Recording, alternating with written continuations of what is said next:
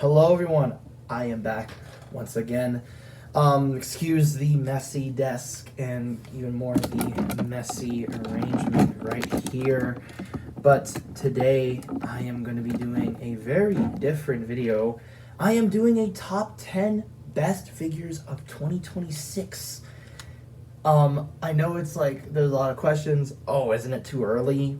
Well, because we're halfway done the year, we're on the 6th month. So yeah, why not we do a top 10? So keep in mind as well, this is only just the mid-year. Obviously, it'll be very different throughout. But until then, I mean, this list is my list, so this is based off my opinion. Leave your list down in the comments below, and yeah, other than that, let's start off with number 10.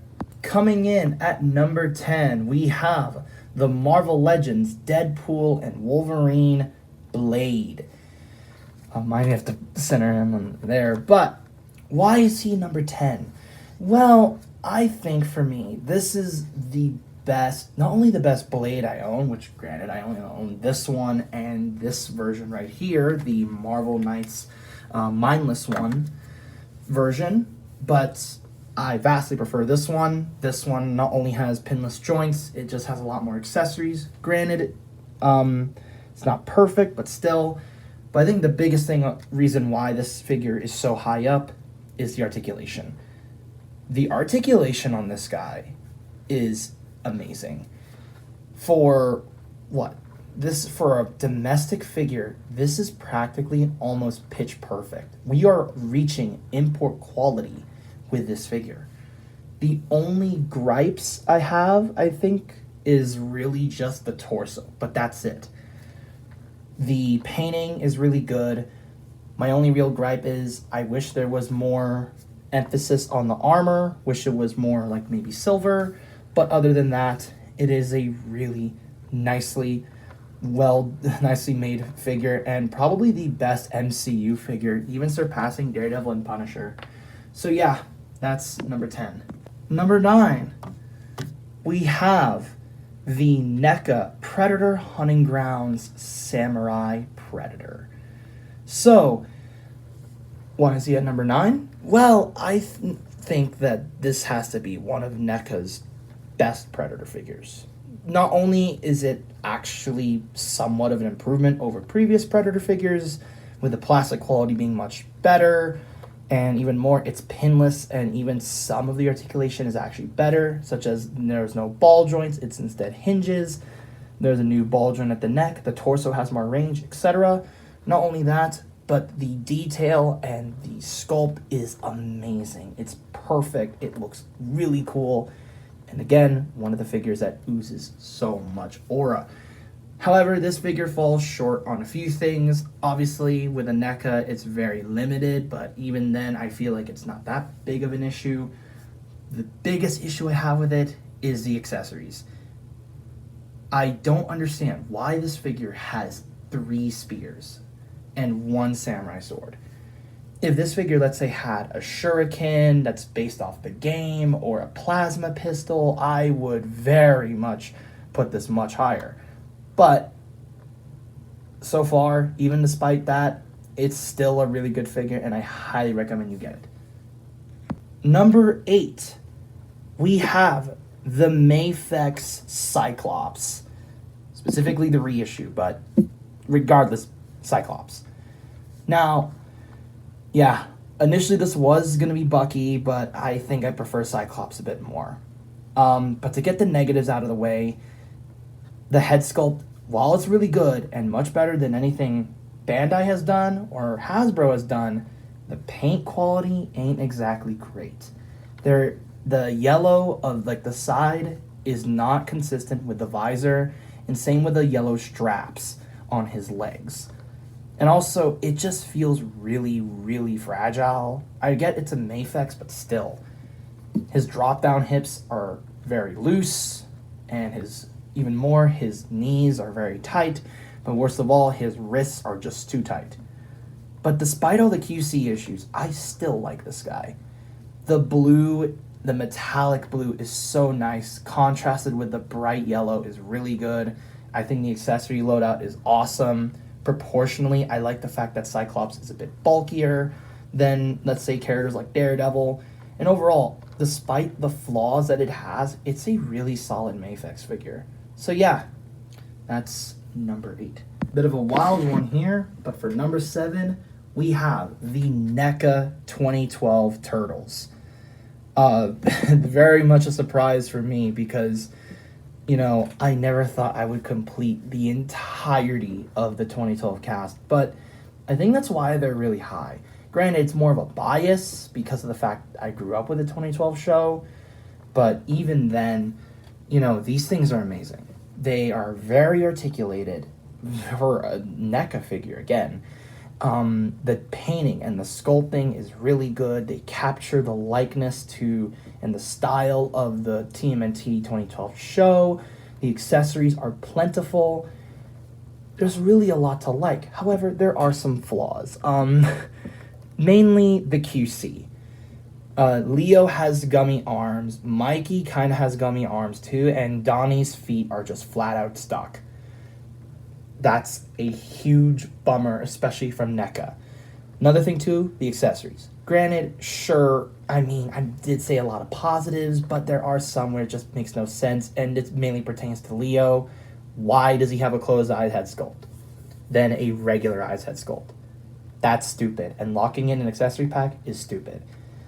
And of course, articulation, but even then, I don't think that's much of an issue as the other issues that I mentioned. But despite that, it's a great a great set, and yes, I'm lumping them all together because they're so good. So yeah, number 7. Number 6, we have the Marvel Legends Bullseye and Muse 2-pack. And I just gotta say, man, I wish the people who skipped out on this were a bit lucky like me. I got this pack thanks to EB Games because they had a partnership with Hasbro Pulse, and man, it was worth it. This pack is really, I feel like Hasbro can cook even with reuse. Now, of course, to get the elephant out of the room, yes, these are reuses, which is the biggest downfall of this set. But despite that, this is a great 2-pack.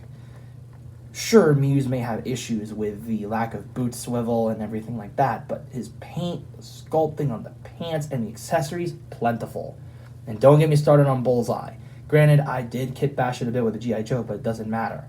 It's a great looking Bullseye figure, great head sculpts, great articulation. It's awesome. Overall, I think this pack was worth the 70 Canadian dollars, especially with how much they come with. Axes, knives, alternate hands, they have a lot. So yeah, I mean, this just shows this is not only the best Marvel Legends of this year, in my opinion so far, but the best 2-pack this year. Yeah, other than that, and also Bullseye's chipped shoulders, highly recommend this pack if you can get it for a good deal. For number 5, we're in the top 5. For number 5, we have the Transformers Age of the Primes Leader Class Megatronus Prime. As I've said in my review, I love this guy. The paint is amazing. Granted, it's more like the yellow parts, but still, it's amazing. The sculpt work, and even more like the painting combined with like the purple and black, makes for such a good color combo. And that head sculpt, amazing. The accessories are awesome. And again, this is a figure that truly exemplifies the term aura. The flame effects just go a long way. Even more, the articulation is really good. I'd say way better than that of the Studio Series 86 Megatron. And the transformation is really good. My only real gripes is that my copy, like chest, doesn't want to tab in, and he is a bit on the hollow side. There are parts where there are gaps, and it's more apparent in the tank mode, but yeah, it is incredibly hollow.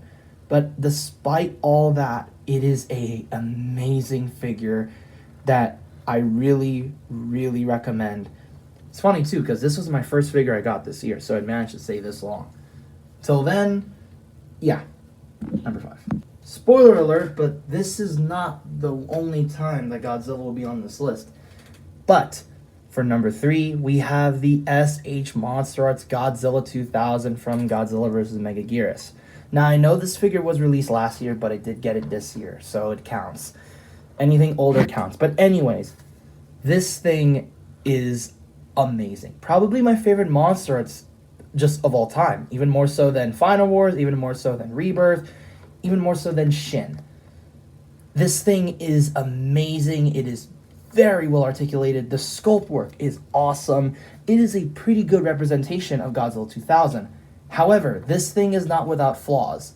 First of all, despite the fact that this thing is really good and very spot on and arguably better than Sakai 2000, this thing is not as accurate still. It's still stylized. You know, if you look at the front, it still looks weird. Even more, mine has a crooked jaw, so that's not helping it any favors. Even more, the price is absolutely abhorrent. I have never, this thing initially was like 130 US, which is like, what, 200 Canadian? Thankfully, I got mine for like 100 US on Facebook, which rounds out to 130 Canadian. But even then, that price, it's really hard to swallow. Still though, despite all that, it is a really great figure that if you can find him for a good deal, I highly recommend, or get the other figure that's next on this list. Number 2 is the Haya 2000 from Godzilla 2000 Millennium. This thing, while I do believe the Monster Arts is better in terms of articulation, this just edges it out because of the sculpt. Specifically, look at the head sculpt. It is practically almost 1-to-1 with the movie. Even the paint feels like looks like it's 1-to-1 with the movie. The sculpt work, 1-to-1. It's almost 1-to-1. It's crazy. It's not a stylized sculpt, unlike the Monster Arts 2000. The painting is really good, especially on the mouth and especially these dorsal plates. They're awesome. It's great. Everything is consistent. And my only real gripes are just the articulation. I feel like, while sure, it is definitely not a brick as I was expecting it to be, it certainly is a bit limited. And compare this with Haya 91, yeah, it's no competition. Haya 91 destroys this thing in terms of articulation. Still though, despite, the articulation issues, this is a great figure. And if you don't want to pay the high prices for Monster Arts 2000, I highly recommend getting this version. For number 2 spot, which is going to be quite tricky because these two figures are really good, and you could argue you can interchange them. Number 2, the Jada Toys Balrog.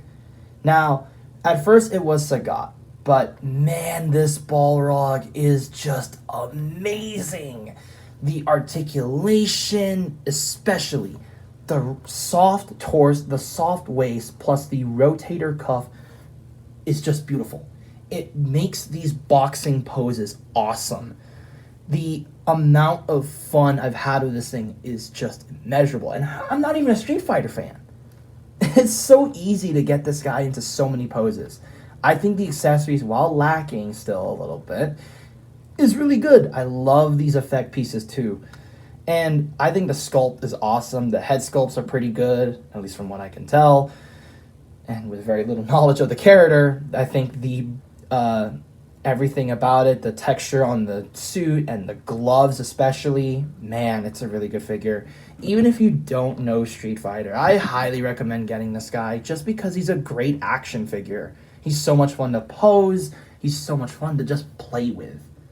But there is a figure that is better than this, which is number 1. And my number 1 spot has to go to the Mess Toys Superior Neighbor. I'm just going to say it up front here. This thing is practically a masterpiece. Not even almost. It is. The amount of accessories for this guy is amazing. But oh my goodness, the articulation is so good. Granted, I know it's Reveltech, but even then, I'm willing to compromise it. Hell, you could argue that they made a better job with this body mold than even like the Spider-Man, the actual official Reveltech figure, which is crazy. The accessories are plentiful. The articulation I mentioned before is amazing. Even the sculpt work is great. Nest Toys really did a great job than just making him a repaint. They actually resculpted a lot of parts of him, including the logo and the web line. And even more, I got this thing for $35. These things are slowly turning into import quality prices. As I checked, this is 70 Canadian dollars. In my opinion, this is very much worth the price, and I highly recommend it, especially over that pathetic Marvel Legends version by comparison. Yeah, so that is my top 10, for now at least. We'll wait till not next year, till December, but until then, that is all. So, thanks for watching, like, subscribe, hit the bell, and I'll see you guys next time. Bye-bye.